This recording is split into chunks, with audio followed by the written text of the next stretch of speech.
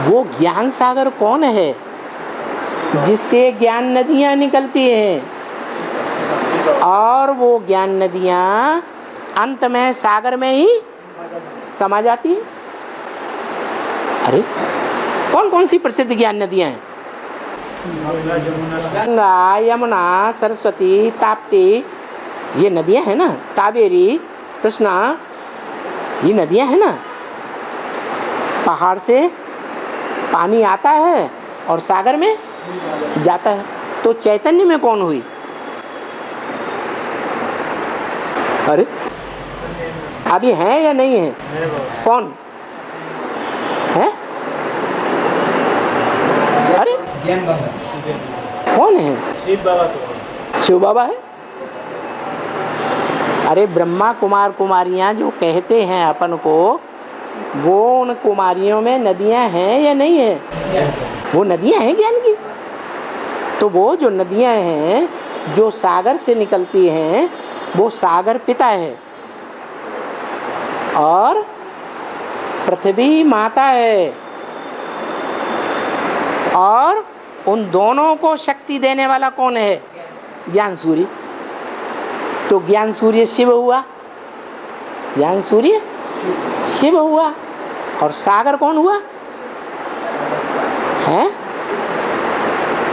अरे भगवान जिसमें प्रवेश करता है, हाँ प्रजापिता सागर हो गया, और उससे निकली हुई नदियाँ हो गई है ढेर सारी। सरस्वती, यमुना, गंगा, ये नाम है ना ढेर सारी नदियों के। तो ये नदियाँ हो गई। ये नदियाँ ही वास्तव में, उनमें एक प्रकार की नदियाँ वो हैं जो ये समझती हैं करूँ च क्या और करूँ पुरुषार्थ इस बात का, नरक को स्वर्ग बनाने। गांधी जी क्या कहते थे? राम राज्य लाएंगे। अरे राम राज्य राम लाएगा या गांधी जी लाएंगे? कोई अपना राज्य राजा स्वयं स्थापन करता है या कोई राज्य दूसरा स्थापन करे और राजा ही दूसरा करे? ऐसे होता है क्या? ऐसे ही ब्रह्मा बाबा क्या कहते थे? राम राज्य लाएंगे, स्वर्ग आएगा, मैं स्वर्ग में प्रिंस बनूंगा। बन गए? हैं? नहीं बने। अब उनके जो बाल बच्चे हैं, ब्रह्मा के जो पक्के पक्के ब्राह्मण बच्चे हैं, चंद्रमा के पक्के बच्चे चंद्रवंशी हैं, वो क्या समझते हैं? वो दीदी दादी यहाँ अभी भी समझते हैं कि ब्रह्मा ने तो शरीर छोड़ दिया, अब राम राज्य हम लाएंगे, और करो करौंच नाम हो गया। ऐसे वो पंछी हैं जो बूंद बूंद का पुरुषार्थ कर रहे हैं। क्या? कैसी सेवा कर रहे हैं? बूंद बूंद सागर में लेते हैं, जमीन में डालते हैं। क्या इससे स्वर्ग स्थापन हो जाएगा? ये चींटी मार्ग की सर्विस है या बेहंग मार्ग की सेवा है? हैं? किसी चींटी मार्ग की सेवा हो गई। तो शास्त्रों में आया है कि एक ऋषि मुनि थे, उन्होंने देख लिया उन चिड़ियों को कि ऐसा काम कर रही हैं, बूंद बूंद उठा के सागर को सुखाना चाहती है। तो उनको रहम आ गया। क्या नाम था उनका? है? अरे किसी को नाम नहीं मालूम? प्रजापिता नाम नहीं दिया। अगस्त ऋषि। क्या? अगस्त ऋषि उनका नाम दिया है, जिन्होंने उनके ऊपर, चिड़ियों के ऊपर रहम खाकर क्या किया? क्या किया? सारे सागर को पी लिया। अब बताओ, ब्राह्मणों की दुनिया में सारा ज्ञान को पीने वाली कोई आत्मा है या नहीं है? कौन है? हैं? प्रजापिता। कुमार का दादी ने पिया? बारे कुमार का दादी की भगत। वाह भाई। पिया और पीने के बाद खेल खलास करके शरीर छोड़ के चली गई। फायदा क्या हुआ? पीने का तो कोई फायदा नहीं हुआ है। तो उस ज्ञान को जो सूर्य ने आकर के ज्ञान दिया, उस ज्ञान को अपने में किसने धारण कर लिया? प्रजापिता ने धारण कर लिया। जिसने धारण कर लिया उसी का शास्त्रों में नाम हो गया अगस्त। क्या? अगस्त ऋषि। अगस्त ऋषि ने सारा सागर पी लिया। माना मुरली का जो भी ज्ञान था, गीता ज्ञान जो भी भगवान ने आकर के सुनाया, वो सारा गीता ज्ञान उसने पी लिया। और फिर जब कोई पानी पी लेता है तो पानी शुद्ध होता है या अशुद्ध होता है? पानी तो शुद्ध होता है। फिर वो पानी जब शरीर से बाहर निकलता है तो कैसा निकलता है? अरे पानी मीठा होता है, फिर वो शरीर से बाहर निकलता है तो कैसा हो जाता है? खारा हो जाता है। तो उन्होंने निकाल दिया, पेट से बाहर निकाल दिया, तब से सागर खारा हो गया। ऐसे शास्त्रों में लिख दिया। तो देखो वास्तव में सागर तो खारा भी है और सागर मीठा भी है। कोई कोई धाराएं हैं, जैसे लेब्राडोर धारा, नॉर्थ पोल से बर्फ में से आती है तो मीठा पानी देती है या खारा पानी देती है? मीठा पानी देती है। तो मीठा भी है सागर और खारा भी है। जो मीठी मीठी आत्माएं हैं, मीठा मीठा पार्ट बजाने वाली हैं, उनके लिए मीठा भी है। वो थोड़ी हैं या ज़्यादा हैं? वो बहुत थोड़ी आत्मा है। और जो इस दुनिया में बहुत खारा पार्ट बजाते हैं। कैसा? खारा पार्ट बजाते हैं, सारी गंदगी ही गंदगी सुनाते हैं, ज्ञान ना के बराबर। और अज्ञान रूपी खारापन ढेर सारा। तो जो अज्ञान रूपी खारापन सुनाते हैं, उनकी तादाद करोड़ों के रूप में होती है। उनके लिए कैसा है सागर? खारा है।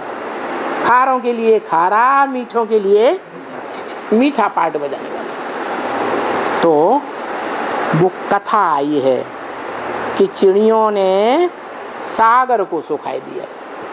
वास्तव में चिड़ियों ने सुखा दिया या चिड़ियों पर रहम करके भगवान बाप ने जिस तन में प्रवेश किया और प्रवेश करके टीचर बन करके मनन चिंतन मंथन करके वो सारा ज्ञान अपनी बुद्धि में भर करके सुनाया, वो खारा है ब्रह्मा कुमार कुमारियों के लिए, दुनिया वालों के लिए, या मीठा है? तुम्हारे लिए तो मीठा है, तुम तो मुट्ठी भर बच्चे हो। लेकिन खारा किनको लगता है? ब्रह्मा कुमारियों को तो बहुत खारा लगता है, और दुनिया वालों को भी खारा लगता है। क्यों? क्योंकि दुनिया वालों की जो श्रद्धा है, विश्वास है, वो शास्त्रों के ऊपर है,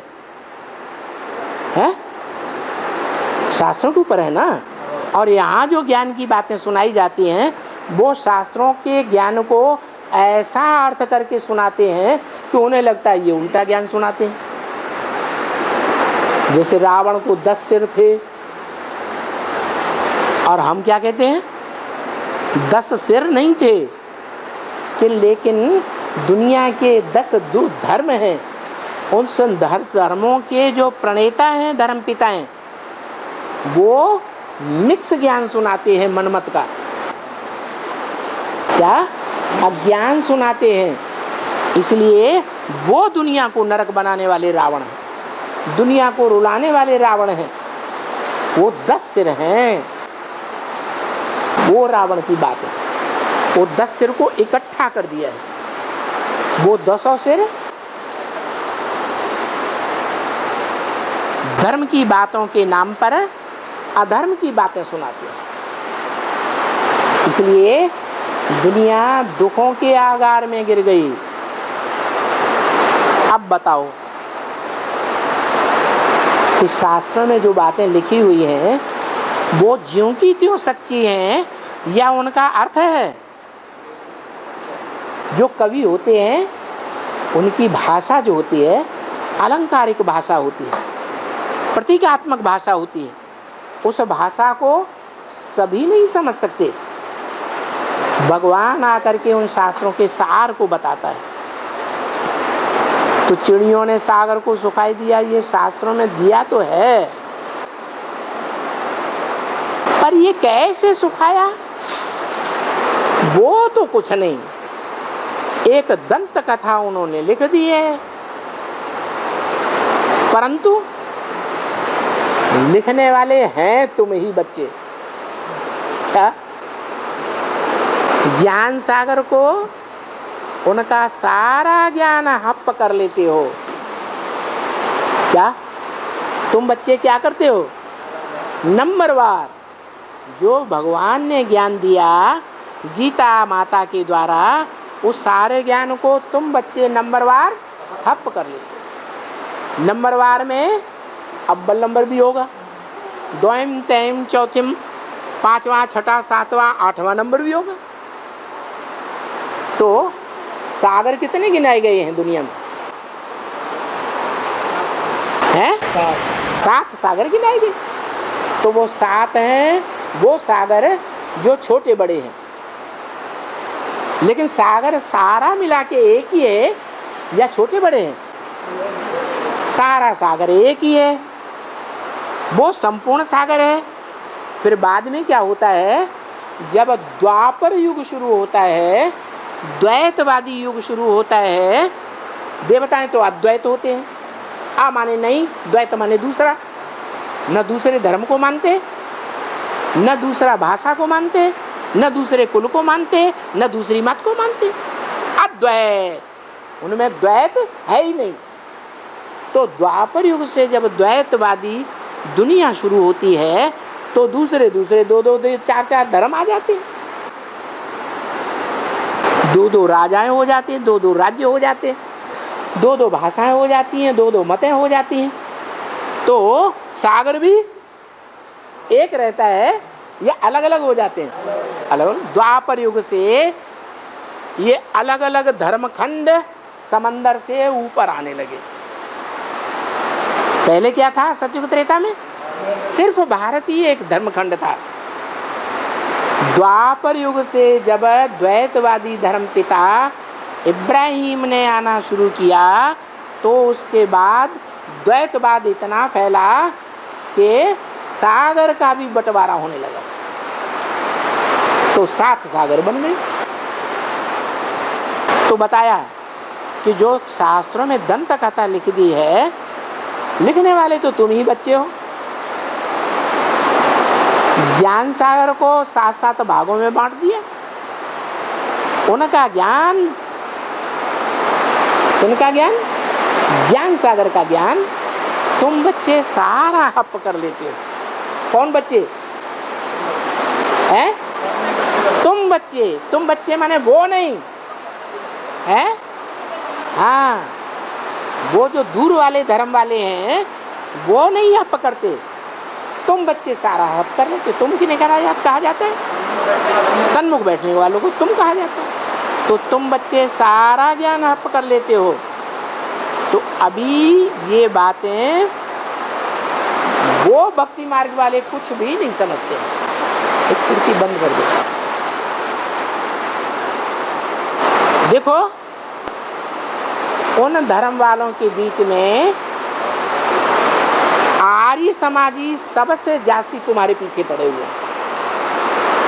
क्या सबसे जास्ती विरोध कौन करते हैं?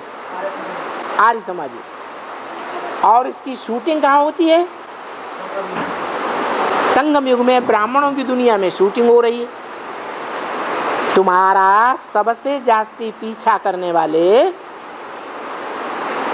वो आर्य समाजी हैं। कौन? अरे भूल गए?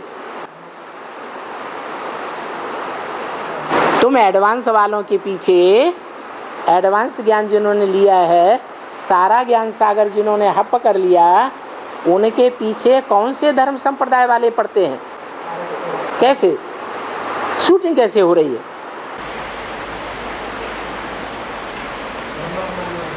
नहीं, ब्रह्म कुमारी सब आर्य समाजी है, उनमें तो हर धर्म के हैं। ब्रह्मा की गोद में सभी धर्मों के बच्चे गोद में खेलते हैं, सब मुखवंशावली है। तुम मुखवंशावली हो, सूर्यवंशी हो, ब्रह्मा के मुख से सुनी बातों को समझते हो, दूसरों को समझाते हो। वो मुख की बातों को महत्व नहीं देते। तो देखो, तुम्हारे सबसे जास्ती धर्म वाले जो पीछे पड़े हैं वो आर्य समाजी हैं। ये बात समझ में आई? नहीं आई? ब्रह्मा कुमारियों को जो इतना विरोध कर रही हैं, उनको वो विरोध की बातें करना किसने सिखाया? आगे समझ में। हैं? आगे समझ में। आगे समझ में? आगे समझ में। जगदीश भाई ने सिखाया। उन ब्रह्मा कुमारियों को इकट्ठा कर कर के ऑल इंडिया से उन्होंने ट्रेनिंग दी। क्या?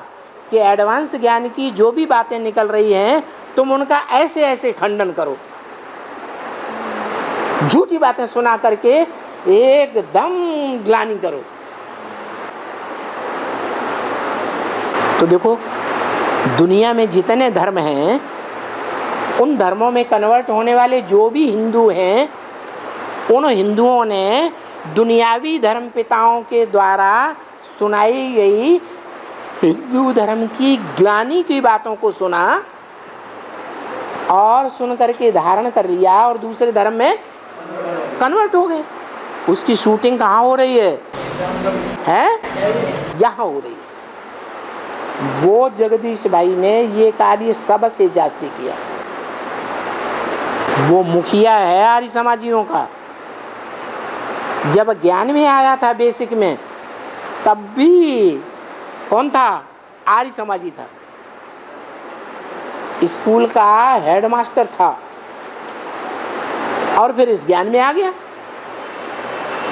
तो बाबा ने कहा है, कोई आत्मा पूर्व जन्म की वैश्य है और वो खुदा न खास्ता इस जन्म में ब्राह्मण बन जाए तो भी आखिरी कहाँ चली जाएगी? वैश्यवृत्ति की तरफ चली जाएगी। वो याद हुआ। बाबा ने उनको ज्ञान का सारा राज दे दिया। बाबा जिस बच्चे को बहुत प्यार करते थे, विश्व किशोर को, वो ज्ञान में होशियार नहीं था। इसलिए बाबा ने ज्ञान का सारा ताज किसको दे दिया है? जगदीश भाई को। और जगदीश भाई जिसने ज्ञान की ढेर सारी पुस्तकें लिखी, बेसिक ज्ञान की, वो तमो प्रधान होने पर उसने क्या किया? जब भगवान प्रत्यक्षता वर्ष में सन 76 में सुप्रीम टीचर बन करके प्रत्यक्ष होता है, तो उन्होंने एकदम तामसी रूप धारण कर लिया। क्या? विरोध में आ गए। और विरोध में आकर के उन्होंने सारे एडवांस ज्ञान को उल्टा करके ब्रह्मा कुमारियों को ट्रेनिंग दे दी। तो आज वो ब्रह्मा कुमारियां तुम्हारे पिछाड़ी पड़ी हुई हैं या नहीं पड़ी हुई हैं? पिछाड़ी पड़ी हुई। कहीं भी जाकर के देख लो, ऑल इंडिया में जहाँ जहाँ भी तुम्हारे एडवांस के सेंटर खुले हैं, वहाँ सबसे ज़्यादा विरोध समाज में कौन कर रहे हैं? वो ब्रह्मा कुमारियाँ कर रही हैं। जो अपन को सिर्फ ब्रह्मा कुमारियाँ कहती हैं, बाप का नाम नहीं बताती। तो अभी वहाँ रांची में भी आर्य समाजियों ने पिछाड़ी में बखेड़ा जाकर के किया। जो हमारे से बोला कि तुम हमसे शास्त्रवाद करो। क्या? कराची की बात सुनाई। अरे भाई, शास्त्रवाद से हम जानते ही नहीं हैं। क्या? हम तो जो जानते हैं वो भगवान का सुनाया हुआ ज्ञान जानते हैं या मनुष्यों के लिखे हुए शास्त्रों का ज्ञान जानते हैं? हम तो भगवान ने जो सुनाया, जो गीता ज्ञान सुनाया, हम उसको जानते हैं। उस गीता ज्ञान के आधार पर तुम शास्त्रवाद करना चाहो तो आ जाओ। है? गीता की जो टीका, जो गहरा अर्थ भगवान बाप ने आदि में किया था, क्या यज्ञ के आदि में पीयू के द्वारा गीता के ही अर्थ सुनाए जाते थे, गीता के श्लोकों के अर्थ सुनाए जाते थे। आदि में भी गीता थी और अंत में भी वो ही गीता निकलती है, और उस गीता के आधार पर सारे भारतवासी ईश्वरीय ज्ञान को समझते भी।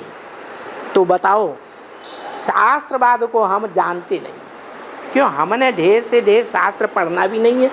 हमें तो गीता में जैसे लिखा हुआ है, जिसको सागर मिल जाए वो गड्ढे गड़ेचियों में क्यों स्नान करेगा? करेगा? नहीं करेगा। तो हमें तो ज्ञान सागर मिल गया, हम छोटे मोटे गड्ढे गड़ीचों तालाबों में क्यों स्नान करेंगे? हम उन शास्त्रों में ज्ञान स्नान करने वाले नहीं हैं। हम तो क्या करते हैं, हम अभी गीता ज्ञान के आधार पर बात करते हैं। जो गीता ज्ञान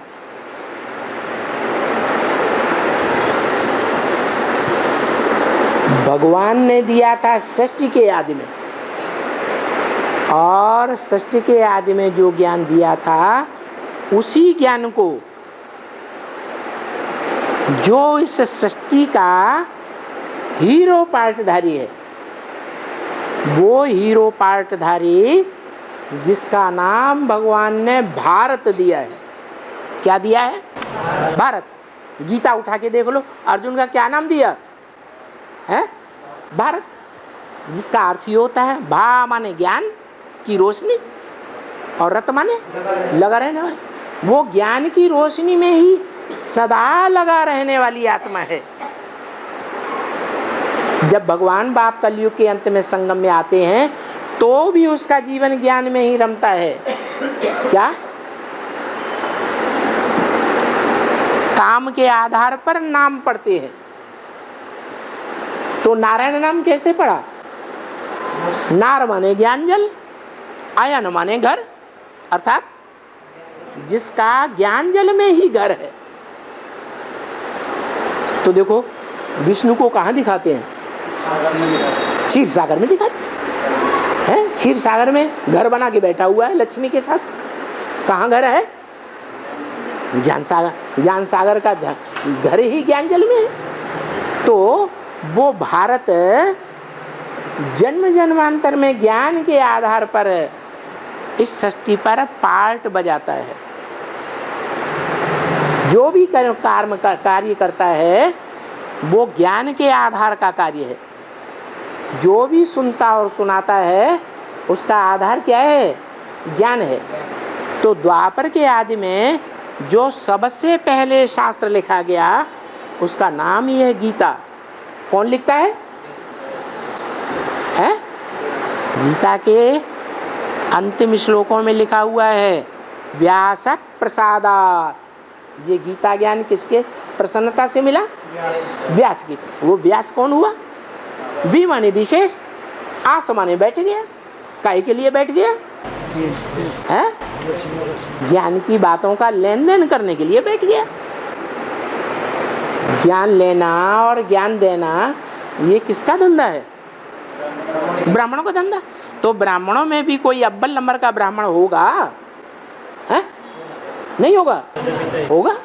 जो अव्वल नंबर का ब्राह्मण है, जो पहला ब्राह्मण बनता है, ब्राह्मण से देवता, देवता से क्षत्रिय, क्षत्रिय से शूद्र, क्षत्रिय से वैश्य, वैश्य से पहला शूद्र बनता है, वो ही ब्राह्मण है। क्या? जो विशेष ज्ञान के लिए इस सृष्टि पर बैठा हुआ है।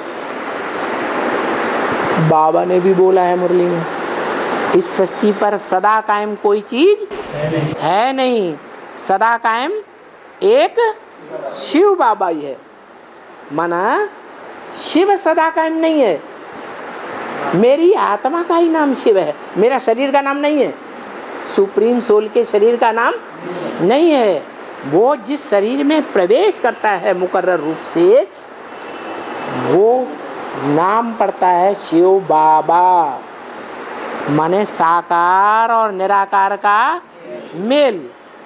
वो शिव बाबा जो है इस सृष्टि पर सतयुग के आदि से लेकर के कलयुग के अंतिम 84 जन्मों तक भी सदैव कायम है। इसलिए शास्त्रों में लिखा है कि शंकर की कभी मृत्यु नहीं होती, उसका जन्म भी नहीं होता, वो अनादि है। नामी है तुमादि देव, पुरुष है पुराण, तुमस्य जगतस्य परम निधानम, ऐसे कहते हैं ना, गाते हैं ना। तो ये बात बिल्कुल सही है कि जो आज समाजी तुम्हारे पीछे पड़ कर के ब्रह्मा कुमारियों के द्वारा जो बखेड़ा खड़ा किया है अज्ञान का, वो अज्ञान का बखेड़ा उनसे शास्त्रवाद करने से तुम पार नहीं पाएंगे। क्या वो कहेंगे मुरलियों के आधार पर सारा हमसे बात करो, तो वो तो बाल में से खाल, खाल में से बाल निकलती आएगी। तुम कहो हम अनेक शास्त्रों को मानते ही नहीं, हम तो सिर्फ एक गीता ज्ञान को मानते हैं। वो गीता ज्ञान भगवान ने सृष्टि के आदि और अंत के समय संगम युग में दिया था ओरली। वो ही गीता ज्ञान और धर्म पिताओं के ओरली सुनाए हुए ज्ञान की तरह द्वापर के आदि में श्रीमद् भगवत गीता के रूप में उसी मुकर्रर रथ के द्वारा लिखा, मुकर्रर रथ वाली आत्मा के द्वारा लिखा जाता है, जो भारत कही गई है, जो अर्जुन कही गई है। वही आत्मा व्यास के रूप में द्वापर के आदि में शास्त्र गीता लिखती है, जो सर्वशास्त्र शिरोमणि कही जाती है। हम उसके आधार पर तुमसे बात कर सकते हैं, और वो तो शास्त्रों को मानते ही नहीं। मानते हैं? मानते ही नहीं। तो बोलो अरे भाई, उन शास्त्रवाद से हम जानते नहीं हैं, हम दिखलाते हैं। जिसको जो अच्छा लगे सो अच्छा लगे, नहीं लगे तो नहीं लगे। तो भी वो क्या करते हैं, छोकरे छोकरियों को हमारे सामने ले आते हैं। तो भी लिखा करके एक चित्र, क्या उनसे लिखवाया, लेकिन जब उनसे लिखवाया और उनको ये अंदर से आया, अरे ये हमने क्या लिख दिया, तो गुस्से में आकर के चित्र को कोई ने फाड़ डाला। और डर भी था थोड़ा थोड़ा, इसलिए फ़ोन करके पुलिस को भी मंगाना पड़ा। जब हमारे चित्रों को फाड़ा तो हमने क्या किया, पुलिस को बुला लिया कि हमारे चित्रों को फाड़ते हैं। छोकरों से आजकल बहुत काम लेते हैं। क्या कहीं झगड़ा फसाद कराना हो तो धर्म में जो अंधे हुए पड़े हैं वो नौजवान तबक्कों को उठा लेते हैं, भीड़ को, और बहुत काम उनसे करवाते हैं। छोकरे होते हैं, छितरे होते हैं, वो पत्थर मारने और बसों को आग लगाने में देरी नहीं करते। ये बहुत छोकरों का काम होता है। तो देखो आज स्टूडेंट्स क्या कर रहे हैं, यही तो कर रहे हैं, आग लगाते हैं, बसों को जला देते हैं। वास्तव में ये है सभी नॉलेज है, नई बिल्कुल नॉलेज है। नई दुनिया को स्थापन करने के लिए नई नॉलेज है। ये सब चित्र देवताओं के रखे हुए हैं और अच्छे अच्छे चित्र हैं। एक बड़े ते बड़ी बात जिसमें ये बहुत बिगड़ते करते हैं, सो सिर्फ है बाबा का चित्र। क्या? कौन सा चित्र जिससे बहुत बिगड़ते हैं? वो है सिर्फ बाबा का चित्र, देख करके उसमें ही बहुत बिगड़ते हैं। किसमें? जब बेसिक में थे, ब्राह्मण एडवांस नहीं थे, तो उस समय बेसिक वालों से दुनियावी आर्य समाजी झड़प करते थे, हैं? और वो ब्रह्मा बाबा का चित्र देख करके बहुत बिगड़ते थे। ये तुमने ब्रह्मा कहाँ रख दिया? ऐसा कोई ब्रह्मा थोड़ा ही होता है। अब यहाँ भी तो बाबा ही कहेंगे। बाबा किसे कहा जाता है? साकार और निराकार के मेल को बाबा कहा जाता है। अभी वास्तव में अगर विचार किया जाए कि परमात्मा आते हैं पतितों को पावन बनाने, इसलिए आते हैं पतितों को पावन बनाने, तो क्या ब्रह्मा के द्वारा पतितों को पावन बनाया? फिर ब्रह्मा को पतित पावन शिव बाबा कहें? हैं? नहीं कह सकते। अच्छा, इस दुनिया में सभी पतित हैं।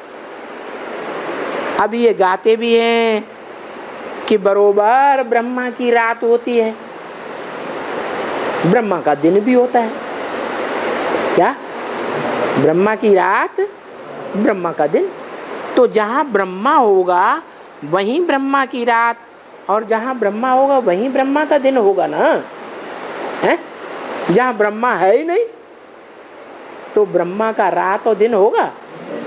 सतयुग त्रेता ब्रह्मा का दिन कहें वहाँ ब्रह्मा होता है? द्वापर कलयुग ब्रह्मा होता है? नहीं होता। तो वहाँ की तो बात ही नहीं। कहाँ की बात है? अभी ब्राह्मणों की संगम युग दुनिया की बात है कि ब्रह्मा की रात चल रही है या दिन चल रहा है? रात चल रही है।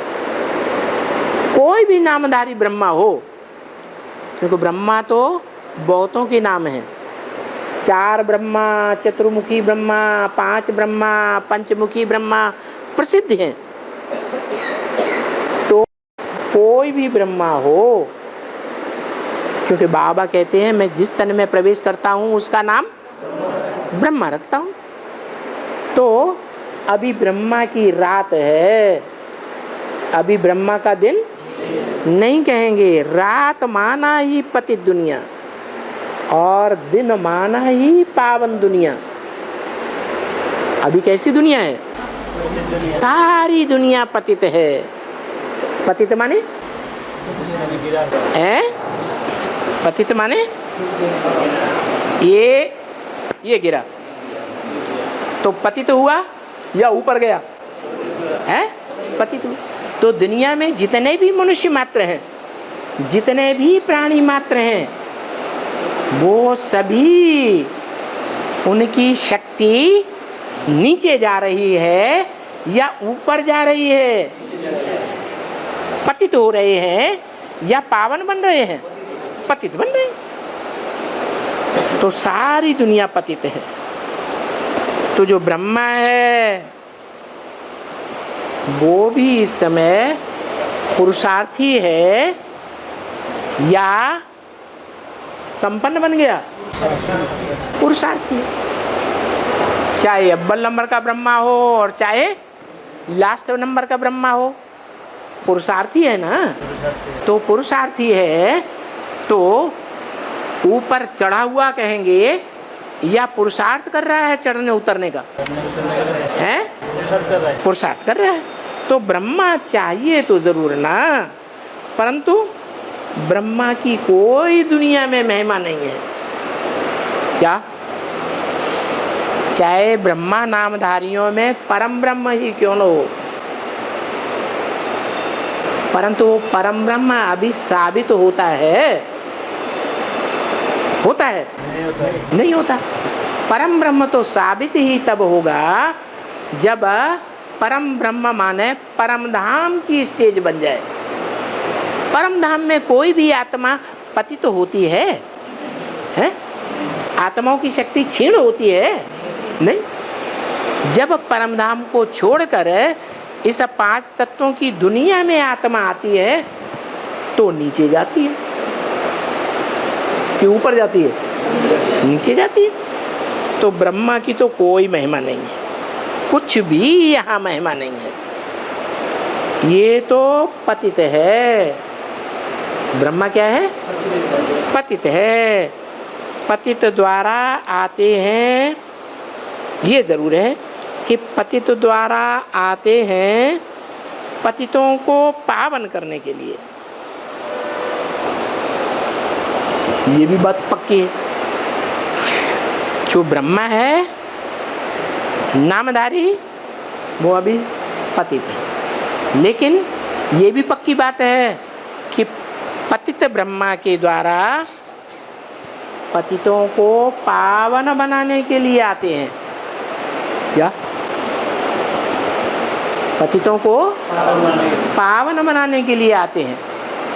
और इस दुनिया में जो देवात्माएं पावन थे वो कैसे पतित बने? द्वापर युग से कैसे पतित बने? संग के रंग से पतित बने। और यहाँ भी ऐसे ही है, संग के रंग से पावन बनते हैं। किसके संग के रंग से? जो ऊंच से ऊंच भगवान है, जिस मुकर्रर रथ में प्रवेश करता है, और वो रथ दुनिया का पतितम कामी कांटा होता है, उस पतित तन में आकर के पतितों को पावन बनाते। कैसे? संग के रंग से पावन बनाते। तो संग का रंग इंद्रियों के द्वारा लगता है या बिना इंद्रियों के लगता है? संग का रंग इंद्रियों के द्वारा लगता है, चाहे ज्ञान इंद्रियां हो और चाहे कर्म इंद्रियां हो। ज्ञान इंद्रियों में सबसे ऊंची इंद्रिय कौन है? आँख। आँख के लिए कहते हैं क्या? दृष्टि से सृष्टि सुधरती है। तो किसकी दृष्टि से सृष्टि सुधरती है? पतितों की दृष्टि से सृष्टि सुधरती है या जो पावनतम है उसकी दृष्टि से सृष्टि सुधरती है? है? पावनतम है। कौन है पावनतम? Ever pure Shiv.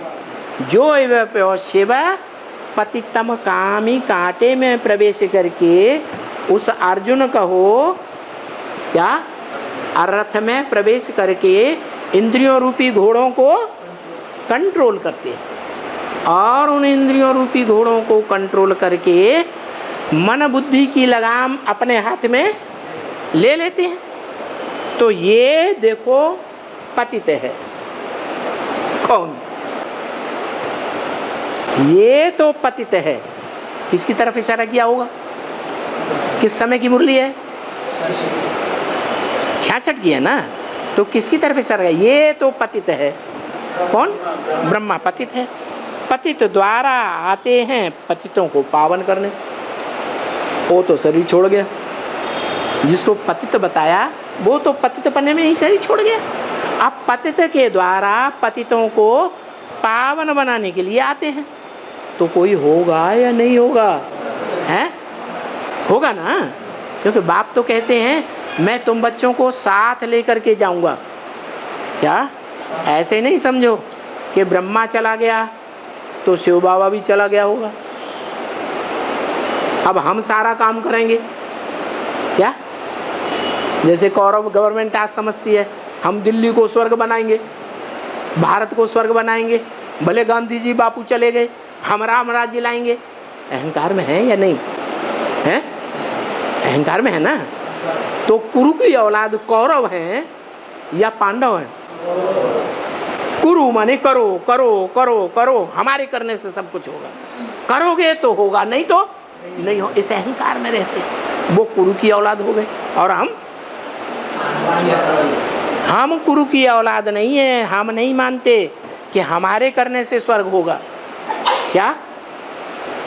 हमारे करने से स्वर्ग नहीं होता है, भगवान के करने से स्वर्ग बनता है। तो पतित में आते हैं, पतितम कामी कांटे के द्वारा पतितों को पावन करने के लिए आते हैं।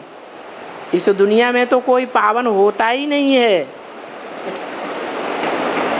तो कहाँ से आते हैं? हैं? वो दुनिया जिसे परम धाम ब्रह्मलोक कहा जाता है, जिसको शांति धाम कहा जाता है। 3 दुनियाएं हैं, शांति धाम, सुख धाम और दुख धाम। तो वो कहाँ से आता है? इस दुनिया में तो सब पतित है। वो पावन बनाने वाला कहाँ से आता है? पावन धाम से आता है, जो सदैव पावन है वहाँ से आता है। तो ब्रह्मा के तन में आता है। ब्रह्मा का तन तो जरूर चाहिए वाणी सुनाने के लिए, क्या जरूर चाहिए। तो ये ब्रह्मा को बहुत बड़ा समझते हैं। ये कौन? ये हैं ब्रह्मा कुमार कुमारियाँ ब्रह्मा को बहुत बड़ा समझते हैं, क्योंकि समझते हैं कि वो सूक्ष्म वतनवासी देवता है, ऐसे समझते हैं। उनको ये बुद्धि में तो है ही नहीं कि ब्रह्मा कोई प्रजापिता भी है। क्या? ब्रह्मा नामधारियों में एक नाम ऐसा है जो प्रजापिता ब्रह्मा कहा जाता है। प्रजापिता प्रजा के साथ होगा, सूक्ष्म वतन में प्रजा होती है। प्रजा कितनी है इस सृष्टि में मनुष्यों की? 500-700 करोड़। 500-700 करोड़ मनुष्य आत्माओं में से एक भी जब तक इस दुनिया में जीवित है तब तक प्रजा को, पिता को इसी दुनिया में रहना है या चला जाएगा? हैं? इसी दुनिया। वो बाप कैसा जो बच्चों को धधकती हुई आग में, घर में आग लग जाए और छोड़ करके भाग जाए, वो सच्चा बाप है? नहीं। ये बाप तो सच्चा पातशाह है, सच्चा बाप है। इस दुनिया की 500-700 करोड़ मनुष्य आत्माएं जो इस नरक में, रौरव नरक में दुख भोग रही हैं, उन सबको निकाल के वापस ले जाएगा।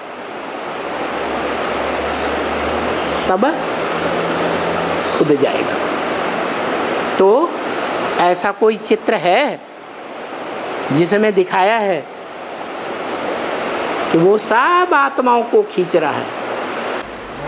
हैं? झाड़ के चित्र में शंकर का चित्र ऊपर रखा हुआ है, सभी आत्माएं नीचे से ऊपर जा रही है।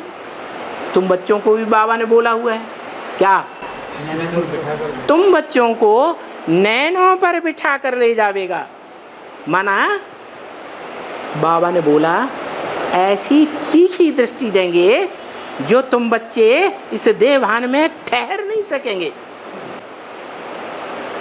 है? ठहरना चाहें तो भी नहीं ठहर सकेंगे।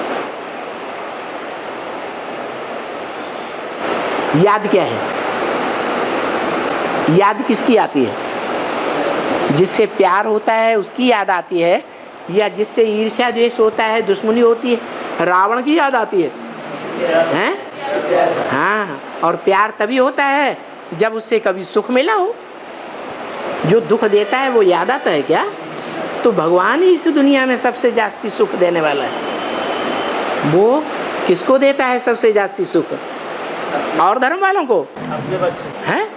अपने बच्चों को सुख देता है। जो बच्चे आत्मिक स्थिति में टिकने में संपन्न स्टेज वाले बनते हैं, आत्मा बन जाते हैं, देवान को छोड़ देते हैं, ऐसे बच्चों को नैनों पर बिठा कर ले जाऊंगा।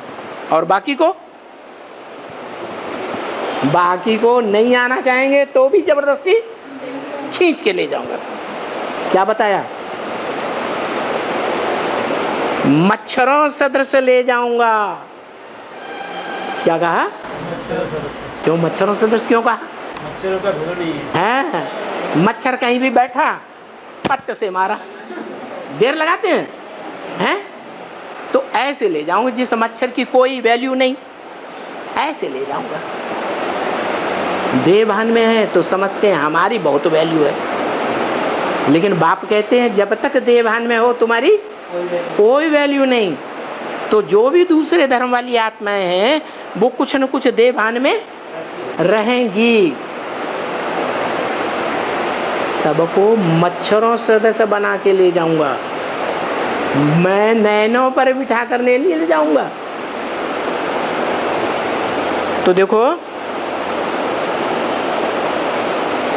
उन ब्रह्मा कुमारियों को ये तो बुद्धि में है ही नहीं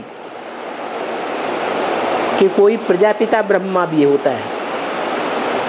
जो प्रजापिता ब्रह्मा सूक्ष्म वतन में नहीं होता है, कहाँ होता है?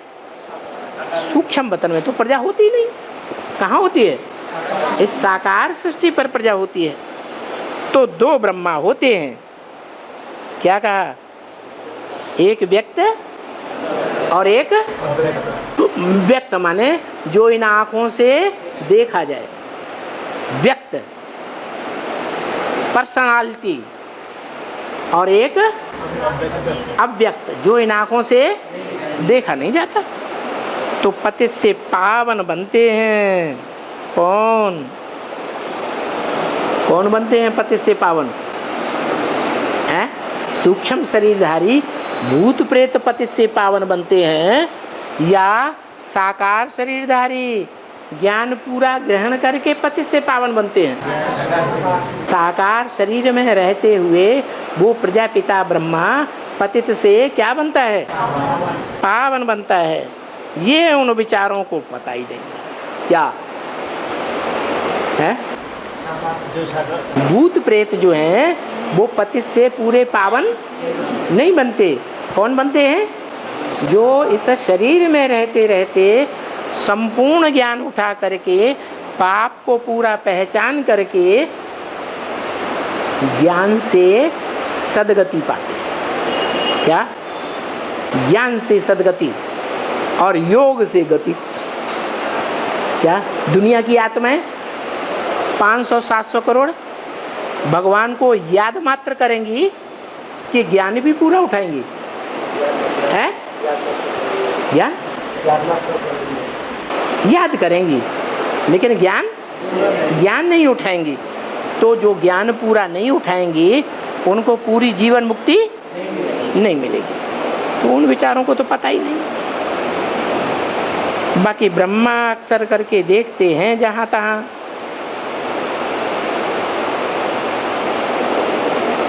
क्या देखते हैं? ब्रह्मा की आत्मा तो है, सूक्ष्म वतनवासी है। सूक्ष्म वतन में रहते हुए सूक्ष्म इंद्रियों से, आंखों से देखते हैं कि ये बच्चे हंगामा डालते हैं। क्या? हंगामा करते हैं। कहते भाई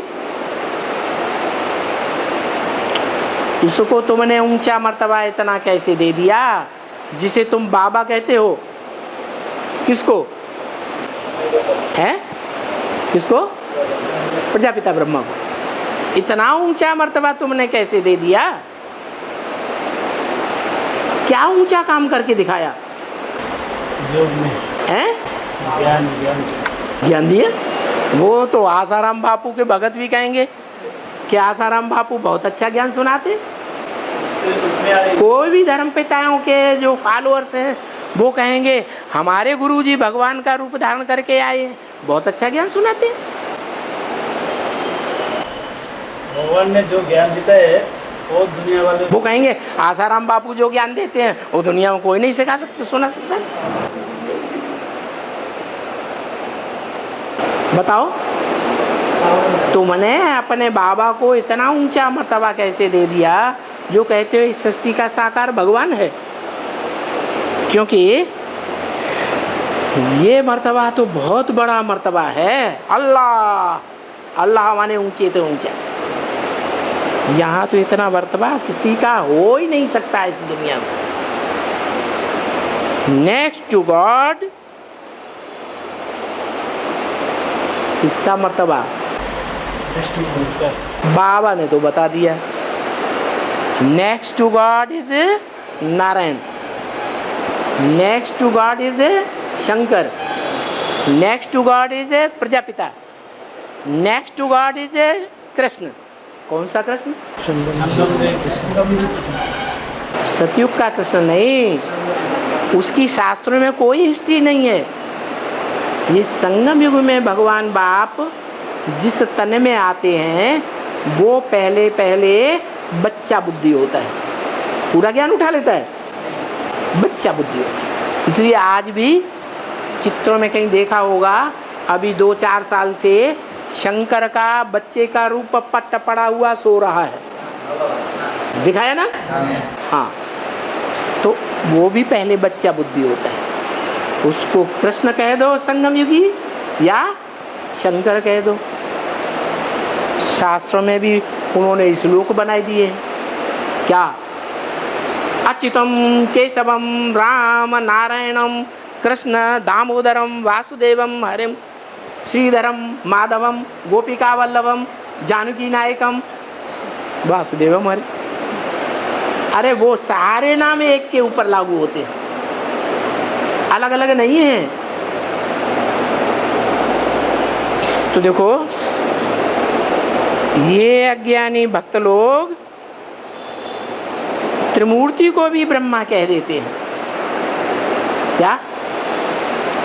कि ब्रह्मा ही 3 मूर्तियां धारण करता है, ब्रह्मा ही स्थापना करता है, ब्रह्मा ही विनाश करता है, ब्रह्मा ही पालना करता है। जैसे ब्रह्मा की आत्मा स्थापना पालना करती है, विनाश करती है, वैसे हम दीदी दादी दादाओं की आत्मा भी ब्रह्मा विष्णु शंकर का पाठ बजाती है। नहीं मानो तो ये पोस्टर लगे हुए हैं, इनमें देख लो। क्या? तीनों दादियों को मूर्ति दिखाई है, चित्र दिखाया है, फोटो दिखाया है, एक के बाद दूसरी ऊपर, दूसरी के बाद तीसरी ऊपर, सबसे ऊपर शिव निराकार दिखा दिया। शिव निराकार की ये 3 वर्तमान कालीन मूर्तियां हैं। गुलजार दादी ब्रह्मा, जानकी दादी विष्णु, अभी भी पालना कर रही है ब्राह्मणों की दुनिया की, और कुमार का दादी शंकर। ऊंचे तो ऊंचा मर्तबा हुई है ना त्रिमूर्ति। तो इस पर बहुत बिगड़ते हैं। क्या? तुम जो असली त्रिमूर्ति दिखाते हो, इस त्रिमूर्ति के ऊपर वो बहुत बिगड़ते हैं, और जिनको समझा रहे हैं वो समझे नहीं, आर्ग्यू करें बहुत। और बाबा ने सब जगह में लिख दिया, कह दिया कि जब भी प्रदर्शनी करो तो पुलिस के जो वहाँ के हों, कलेक्टर या एसपी हों या पुलिस कोई भी हो, उनको हाथ कर लो पहले समझा करके। सुपरिंटेंडेंट वगैरह जो भी हैं तो कभी भी कोई हंगामा नहीं करेगा। क्या? उन अधिकारियों को पहले समझा दो, उनकी समझ में आ जाएगा तो फिर कोई हंगामा नहीं करेंगे। तो होते हैं ये सिर्फ आर्य समाजी जहाँ तहाँ। क्या? इसको फॉलो करने वाले? हाँ नहीं, आर्य समाजी जो हैं उनका मुखिया कौन था? है दयानंद सरस्वती। आर्य समाजी, दुनियावी आर्य समाजी जो हैं उनका मुखिया कौन था? धर्म स्थापक है दयानंद सरस्वती। वो दयानंद सरस्वती ने जो धर्म स्थापन किया वो आर्य समाज कहा गया। मठपंथ कह लो, वो कौन बनता है? वो शरीर किस आत्मा का है जिसमें दयानंद सरस्वती की आत्मा प्रवेश करती है? वो शरीरधारी आत्मा कौन से युग से आती है? हैं? अरे सतयुग से ही आती है। सतयुग का अंतिम नारायण कौन है? 7वां 8वां जो नारायण अंतिम बनता है वो सतयुग का अंतिम नारायण ही आर्य समाजियों का आधार बनता है। वो ही सबसे जास्ती विरोध पैदा करना सिखाता है ईश्वरीय ज्ञान का। हाँ, तो कुछ न कुछ पत्रे छपाए करके वो आर्य समाजी लोग झट पर्चे बांटना शुरू कर देते हैं। कहते तो है ना बच्चे, इस ज्ञान यज्ञ में अनेक प्रकार के विघ्न पड़ते हैं, भिन्न भिन्न प्रकार के विघ्न डालते रहते हैं। और गाया भी हुआ है क्या कि जब ऋषि मुनि यज्ञ करते थे, ज्ञान यज्ञ करते थे ना, तो राक्षस लोग क्या करते थे? विघ्न डाल देते थे, हड्डी डाल देते थे, कचरा डाल देते थे, टट्टी पेशाब डाल देते थे, ऐसे ऐसे करते थे। तो जो ये विघ्न डालने का मतलब क्या हुआ? कचरा डालने का मतलब क्या हुआ? ग्लानि का कचरा डाल देते थे। तो जो कुछ भी होता है वो समझा जाता है, ये तो ड्रामा में कलप पहले भी विघ्न पड़े थे, क्या घबराना नहीं चाहिए। वो जो विघ्न पड़ते हैं उसमें करना क्या है? तो भी उनको प्यार से समझाए करके रवाना करते रहो। गर्मी में ना आओ, क्रोध में ना आओ, क्या उनको कुछ न कुछ समझा करके प्यार से रवाना कर दो। थोड़ा भी नहीं, कुछ भी थोड़ा करने से वो नुकसान करने में देरी नहीं करेंगे। क्या थोड़ा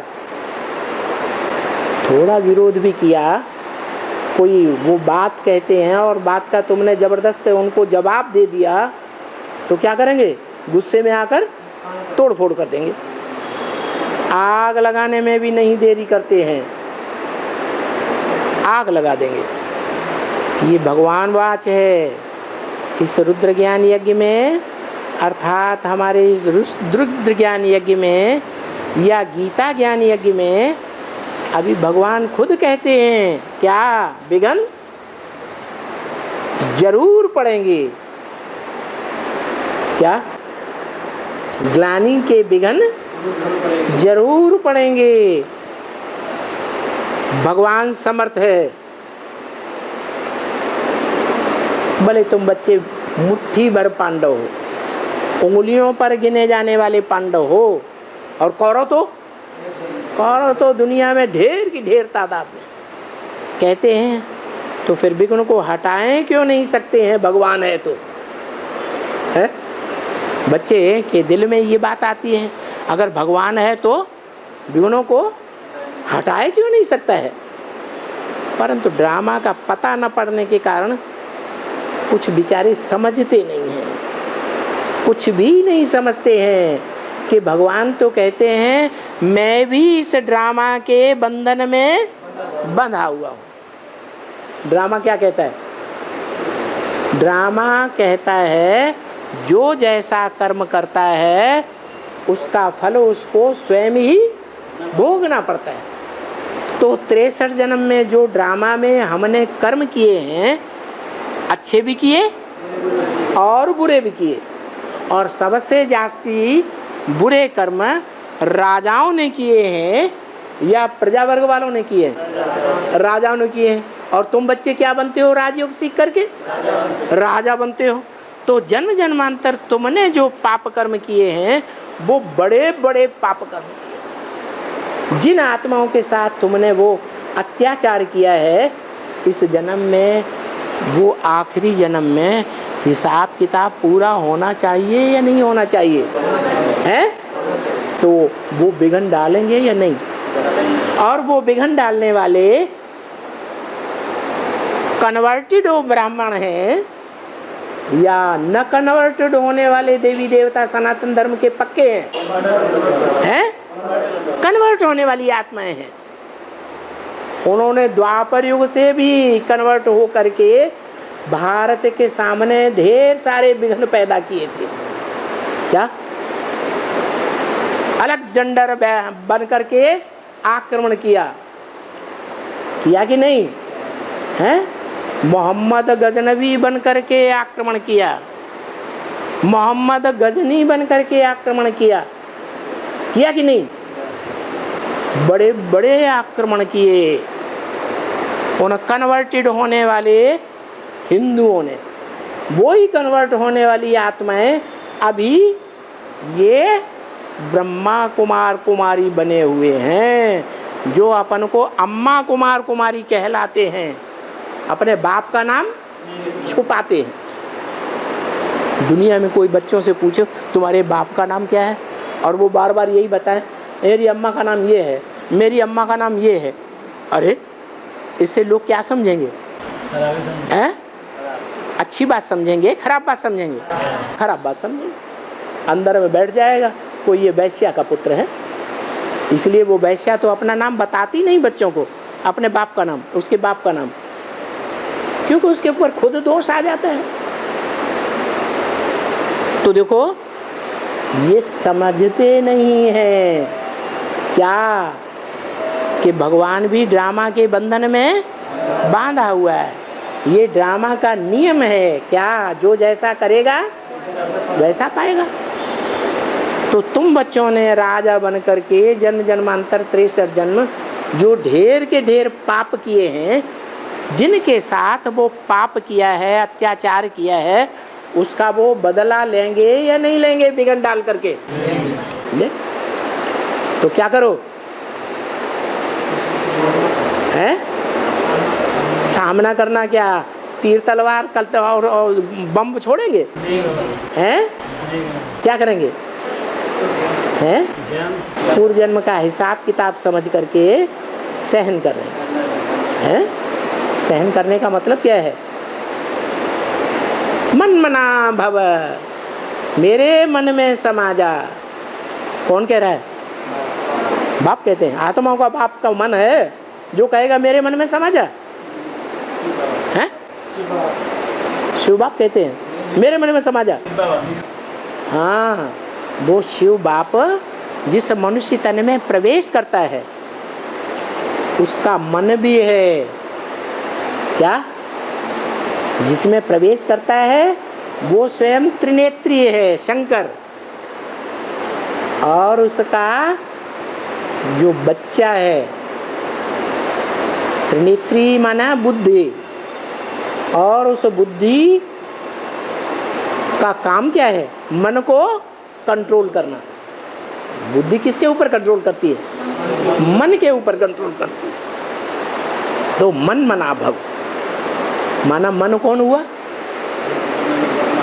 है? ब्रह्मा। ब्रह्मा मन हुआ। जो ब्रह्मा मन हुआ वो हनुमान के रूप में दिखाया जाता है शास्त्रों में। अभी यहाँ दौड़ के जाता है, अभी वहां दौड़ के जाता है, ऋषियों मुनियों को बहुत तंग करता है, दिखाया जाता है कि नहीं? तो ये मन है जो ऋषियों मुनियों को भी नहीं छोड़ता। ये मन को कंट्रोल करना ये शंकर का काम है। मन कहो, बैल कहो, घोड़ा कहो। मुरली में क्या बोला? त्रिमूर्ति में वास्तव में एक शेर है, एक घोड़ा है, एक बकरी है। तो घोड़ा कौन है? ये मन रूपी घोड़ा कहो, बैल कहो, ब्रह्मा है। तो तुमको क्या करना है? मन मना भव, मेरे मन में समा जा। वो मन रूपी ब्रह्मा क्या करता है वो ही तुम करो। उन्होंने बड़े से बड़ा काम क्या किया है? सहन किया। तुम भी क्या करो? है? वो विघन डालते हैं, तुम क्या करो? हैं? सहन करो। हमने किया है तो उसको भरेगा कौन? हम ही भरेंगे। ओम शांति।